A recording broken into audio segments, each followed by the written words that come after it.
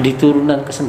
Masanya kalau turunan 9 itu setelah Pangeran Arif. Itu sih di Ramalan kan sebutkan ada Kebo Muling Kandang. Kebo Muling Kandang, Kebo itu kan artinya penghuni asli. Iya.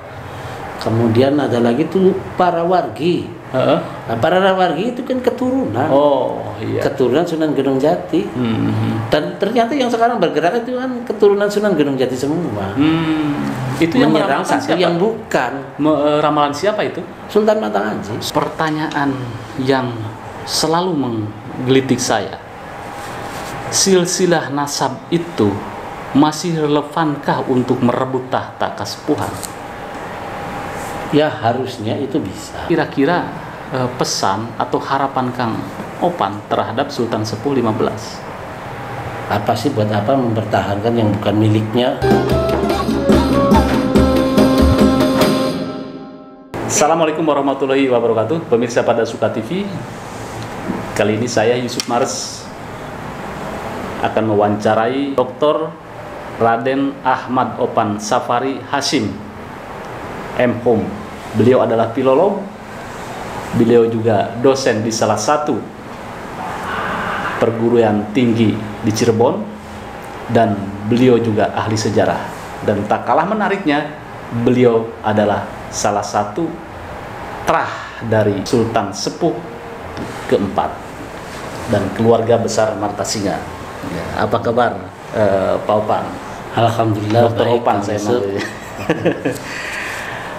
Ini sekarang kan sedang heboh Pak Dokter tentang kisruh Kasepuhan. Jadi ketika Sultan kelima dibunuh, kan Sultan keempat kan punya adik, yang kebetulan juga anaknya Permaisuri, yaitu Pangeran Surya Negara. Nah, Pangeran Surya Negara itu yang berjuang sampai banyak yang terbunuh keluarga Surya Negara itu. Iya.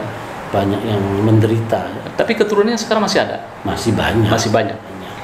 Nah, kalau itu disetting supaya damai, Kiai, Iya. keluarga Paraharjo, keluarga Kanoman, keluarga Mertasinga, tinggal berunding aja ngobrol, atau diistikharoi oleh Kiai, siapa yang muncul di antara mereka. Iya. Tetapi persoalannya ketika orang sudah jadi sultan, tidak mungkin dia menyerahkan tahta begitu saja. Ya, makanya kemarin kan ada penobatan yang aneh gitu. Masa penobatan sultan itu dihadiri oleh raja-raja Nusantara, tapi raja-raja Cirebonnya nggak ada yang tidak diundang. ada. Oh, begitu. Bahkan Ratu Mawar diusir. Iya. Pangeran Upi yang menjadi sesepuh di Keraton Kasepuhan juga itu diusir. Saya kalau lihat di videonya sih begitu, nggak tahu faktanya ya. Apa diajak minum atau apa kan kita nggak tahu ya. Seharusnya mereka itu yang menjadi komisarisnya. Ya mereka kan bisa menjadi pendukung. Gitu ya. Atau Mertasinga juga nggak ada yang diundang. Iya. Win-win solutionnya bagaimana Kang Opan? Ya, yang apakah Kasepuhan dibagi dua lagi? Ya sekarang kan sebetulnya bukan membagi kekuasaan, tapi membagi adat, melestarikan budaya, melestarikan nilai-nilai yang diwariskan oleh Sunan Gunung Jati. Iya. Nah, artinya kita nggak harus nggak harus bertempur, misalnya keluarga Mertasinga, keluarga Paraharjo, keluarga Kiai, kemarin ada Elang Tomi dan Ratu Mawar. Saya kira mereka orang-orang yang bisa berunding, orang-orang yang bisa berdialog dengan baik. Persoalannya, Sultan yang jumeneng sekarang mau tidak berunding? Kalau dia nggak mau, jelas. Buktinya ngusiri orang. Ya, maaf ini bicaranya ngusiri orang. Saya juga nggak pernah diundang, nggak pernah dilibatkan. Gitu ya. Jadi ini sepertinya akan mengalami jalan buntu ya Kang Opan. Kalau semua menolak Lukman. Iya. Yang PKP, Mertasinga, kemarin Elang Tomi dan Ratu Mawar itu menolak. Iya. Dan Paraharjo jelas itu menolak. Apa masih relevan membedah nasab? Ya banyak orang yang belum tahu. Dan saya kira si Lukman juga nggak tahu, udah tahu belum itu. Barangkali diceritakan oleh ayahnya beda. Sebab beli silsilah yang dibuat oleh produk kesepuan, ya, itu banyak yang kacau. Oh, kemarin pas penobatan juga beliau dapat rekomendasi atau paspor nasabnya sampai ke Sunan Gunung Jati. Nah, saya nanya ke siapa itu namanya ya, Habib Sohibul Faroji ya kalau tidak salah. Iya. Saya mencoba mengontak dia tapi saya nggak bisa kontak. Iya. Tapi bisa lewat Dr. Dasep. Katanya beliau sahabat dekat. Saya nanya itu sumbernya dari mana? Katanya sumbernya dari Beslit Sultan Maulana. Oh, iya. Nah, kalau itu sumbernya dari Beslit Sultan Maulana ya begitu.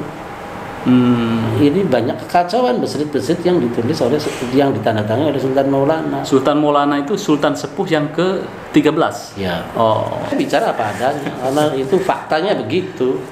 Kang Opan, sekarang kan di zaman Republik. Seperti Kang Opan bilang, merebut tahta itu sekarang tidak bisa dengan peperangan. Iya. Salah satu, apakah ada potensi ke meja hijau? Sebaiknya ke meja hijau. Melalui fakta yang mana? Ya pertama silsilah dulu. Silsilah kan sudah berkali-kali orang menerbitkan silsilah sejarah peteng.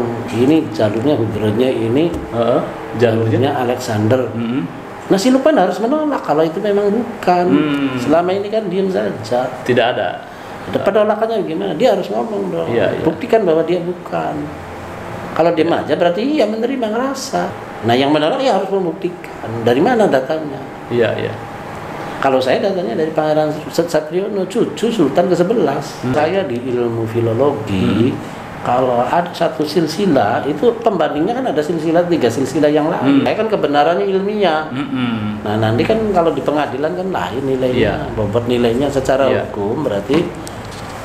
Pertanyaan yang selalu menggelitik saya, silsilah nasab itu masih relevankah untuk merebut tahta kesepuhan?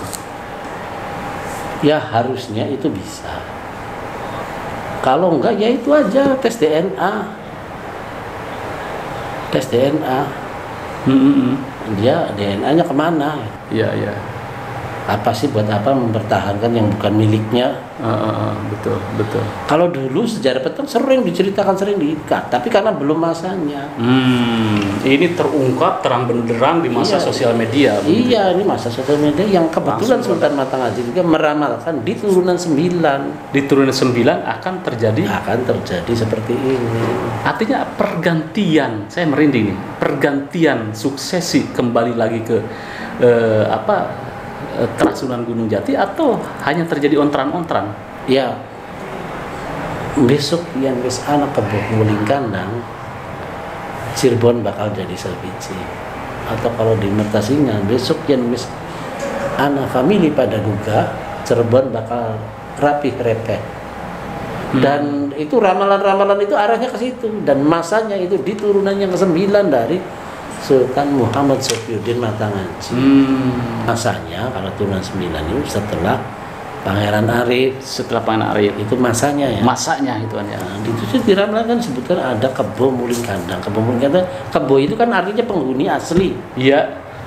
Kemudian ada lagi tuh para wargi. Nah, para wargi itu kan keturunan. Oh iya. Keturunan Sunan Gunung Jati. Dan ternyata yang sekarang bergerak itu kan keturunan Sunan Gunung Jati semua. Siapa itu? Sultan Matangaji. Sultan Matangaji yang dibunuh itu. Iya. Jadi beliau sebetulnya di keturunan 9 ya, menuntut balas. Iya, yang keturunan 9 itu nanti para famili itu gugah. Tergugah itu bangun ya dari tidur. Setelah lama tidur. Ya. Artinya tahta dari Sultan Sepuh 15 ini terancam.